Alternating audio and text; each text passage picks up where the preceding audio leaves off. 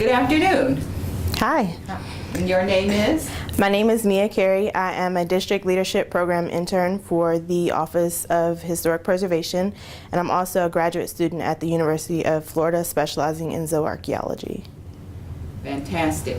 And so you're going to speak to us now about the African-American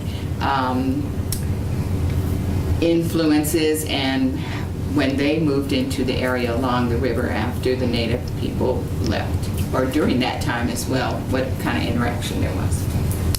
Well, African Americans have been in the Chesapeake Bay region, DC, Maryland, and Virginia since the mid-17th century. As far as interactions with Native Americans, there is some intermarriages that we know of, but most likely Native Americans would have taken African Americans as slaves, as did European settlers. The DC area in particular has a high incidence of free and enslaved African Americans. Enslaved African Americans felt that DC was almost an area of freedom. It was a border that couldn't be crossed, or that could be crossed between slavery and freedom. So many times when they escaped the South, they would pass through DC into Maryland towards Pennsylvania and Delaware. And so I see you have some artifacts on the table here. Can you share with us what they are? Yes. So like I said, my specialty is zooarchaeology. Zooarchaeology is a study of animal remains from archaeological sites. What I do is try to get an idea of what African Americans would have eaten in the past, and I do this through looking at the faunal remains of the bones that they left behind. So before me, we have some butchered remains that are likely pig or cow, a mandible, vertebrae, long bones, and some rodent specimens. Rodents wouldn't have been eaten, but they give us an indication of how food was discarded after it was eaten. So if it was left in an open context, like on top of the ground, rodents would have gnawed on the bones or taken them other places. If the bones were buried, then there wouldn't have been any rodent gnawing, which gives us an idea of what types of discard practices African Americans employed in the past.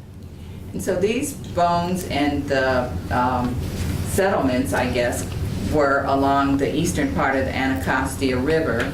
Can you give us some insight into the daily lives and what communities sprung out of that?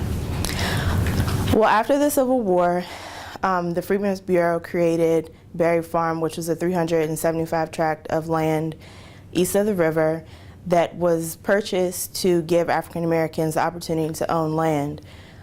There have been some archaeological investigations of the area.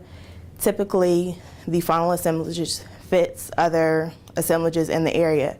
By this, I mean there's a dominance of pig and cow, very little sheep or goat, which would have been considered something that was an elite or expensive dish. African Americans in this area, like they did in the South, likely exploited the local environment. Typically, rabbits and squirrels were consumed. There's very little evidence that African Americans hunted deer in this region.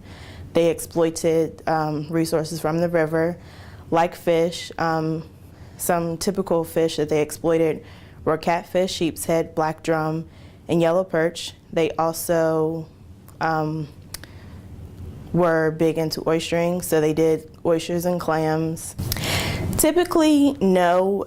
With African Americans, especially enslaved African Americans, they would have gotten their food from their masters.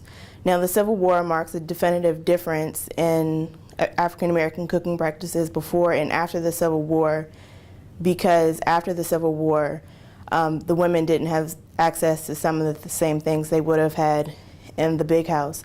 Typically, African Americans traded very little.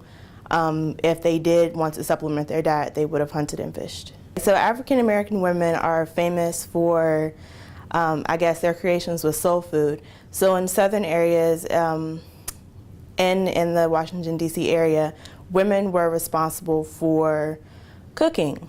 So with soul food, before the Civil War, they were able to create dishes with the permission of their mistress. After the Civil War, mistresses or former mistresses wanted to continue those same rich soul food traditions, so they employed African American women to cook again in their kitchen. Now, a lot of this we know through cookbooks. While African American women weren't credited, we know that some of the same patterns and recipes that are found in maybe a Southern mistress's cookbook are the same types of recipes that are known through slave narratives. After the Civil War, like I said, African Americans were employed in white households again because they missed the richness of soul food. And those traditions still continue today with a lot of Southern women writing cookbooks, or even in this area, that replicate many of the African American dishes that were considered the poor man's diet.